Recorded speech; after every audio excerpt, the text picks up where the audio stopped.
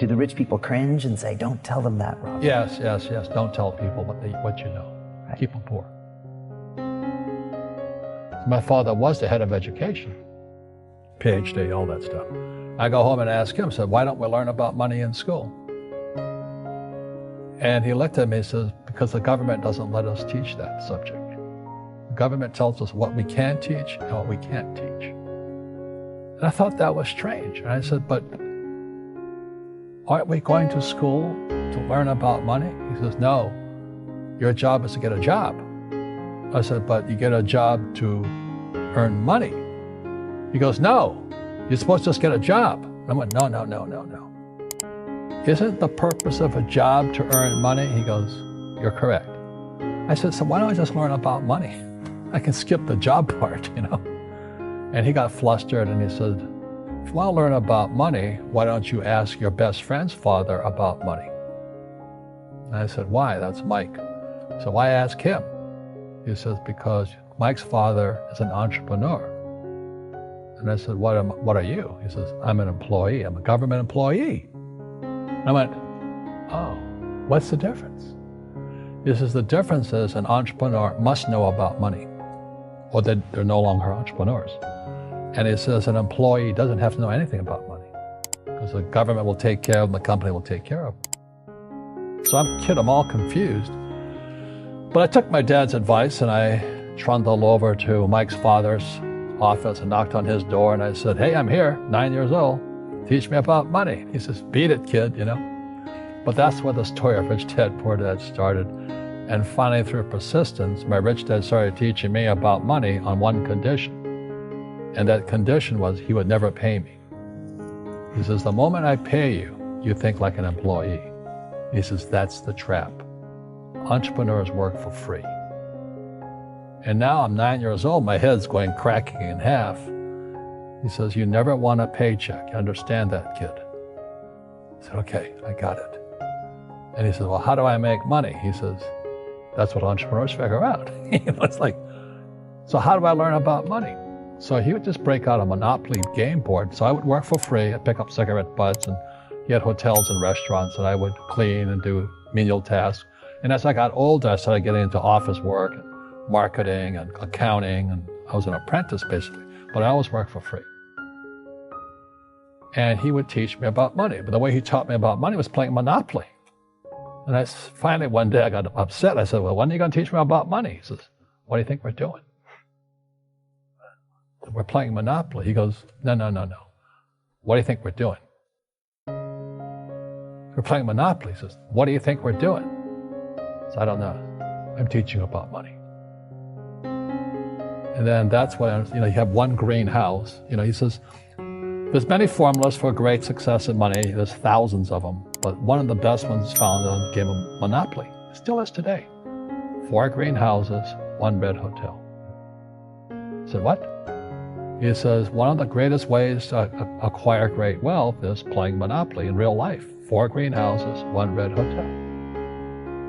Is that all there is? He goes, that's it. And he says, what do you think I'm doing? And I went, I don't know. So then he took me out and he showed me his greenhouses. And 10 years later, when I was 19, I was now in school in New York, and I come back to Hawaii, and Rich Dad had bought the biggest piece of land smack dab in the middle of Waikiki Beach. And when you go to Waikiki Beach today, you'll see the Hyatt Regency Hotel.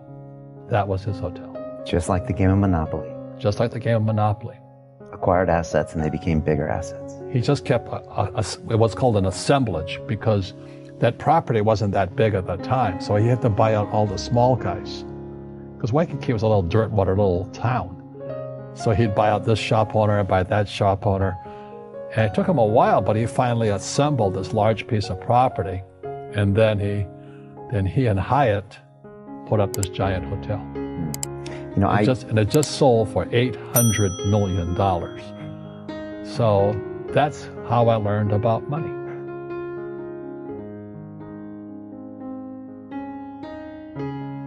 I've had financial crashes. I've had people stab me in the back, but they're all good because I grow from it. That's spirituality. Right. People who are afraid of making mistakes, like they teach in school, they don't ever grow.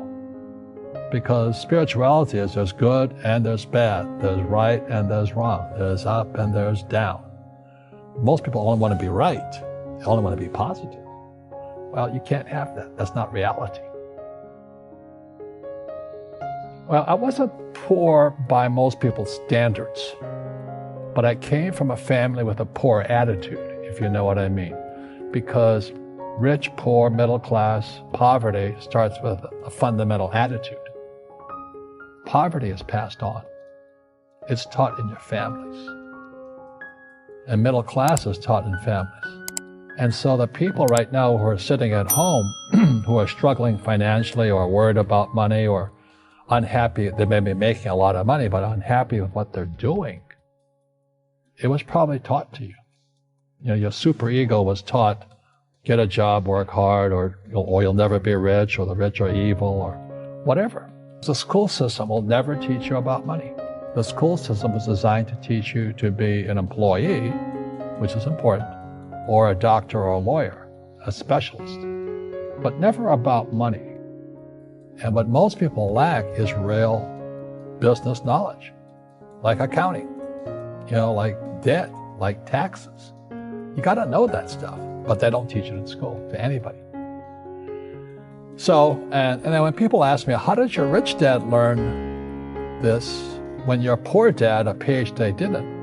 And the answer is very simply, my rich dad, who's my best friend's father, his father died when he was 13. So rich dad had this family business at 13 to run. So he had to drop out of school, which was his blessing. There's blessings, and sometimes the blessing doesn't look like a blessing, but it turned out to be a blessing. And then his teachers became his bookkeeper, his accountant, his attorney, his banker, his real estate agents. So he has what I call real teachers, not these fake teachers in school. You see, most teachers in school, they're out of ethics. They teach subjects they themselves don't practice. I asked the teacher, I said, I'm in my 3rd year of calculus now. It was called strength of materials. I said, am I ever going to use this stuff? He goes, no. I said, why do you teach it? He says, because I get paid. I said, do you ever use it? He goes, no.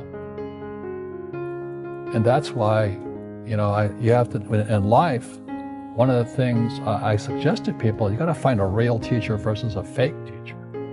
And a fake teacher is somebody who doesn't do what they teach. And a real teacher is doing what they teach every day. So my accountants, my attorneys, they're in it every single day. That's how I learn, because every day I'm solving problems in my business. So I have accountants and attorneys and bankers and all these people on speed dial because I'm solving problems with my team. I see you giving this knowledge out, and yeah. Do the rich people cringe and say, don't tell them that, Rob? Yes. Don't tell people what you know. Right. Keep them poor. But, unfortunately, the poor, as was in the Bible, I'm not real religious, the poor will always be amongst us because it starts up here. Right. It's that fear mentality. It's in their words, and the words become flesh. Again, I'm not really religious. I flunked out of Sunday school also. But when they say I can't afford it or I can't do that, they go down. They become what they say. My PhD dad, he says, what do you think I am, made of money? I can't afford that. And my rich dad would say, that's why he's poor. Poor people say, I can't afford it, I can't do that, I don't have time. Because this is an escape. It's an escape. You know what I mean? It's easy to say, I can't afford it. And your rich dad used to say what instead of, I can't afford it? How can I afford it? How can I do that? What would it take, or why should I do that? He says that a question opens the mind, a statement closes the mind. See, when you say, I can't afford it, your mind shuts down, and you become what you say. Rugby is a team sport, but so is soccer. The rules are different. And other people are golfers. They play by themselves. And so everybody's different. So my game financially is business, number one. Second is real estate. So what I say to young people is, you find your game.